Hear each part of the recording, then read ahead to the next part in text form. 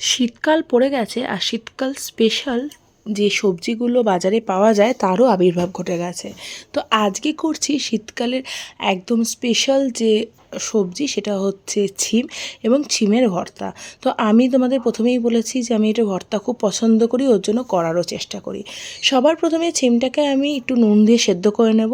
এবার একটা কড়াইয়ের মধ্যে একটুখানি তেল দিয়ে তার মধ্যে দিয়ে দেব শুকনো লঙ্কা এবং বেশ কিছুটা রসুন। রসুন ছাড়া ভর্তার কথা আমরা ভাবতেই পারি না। এবার তার মধ্যে ছিমটা দিয়ে একটু ফ্রাই করে নেব। এবার এটাকে আমি মিক্সিতে ভালো করে পেস্ট করে নেব, অবশ্যই ঠান্ডা করে, কারণ না হলে ছিটকে যাওয়ার একটা প্রবণতা থাকবে।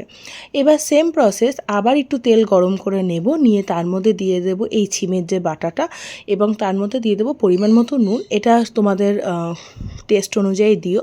এবার তারপরে ভালো করে এটাকে শুকিয়ে নেওয়ার অপেক্ষা একটু চিনি দিয়ে লাস্টে আমি গরম ভাতের সাথে পরিবেশন করব।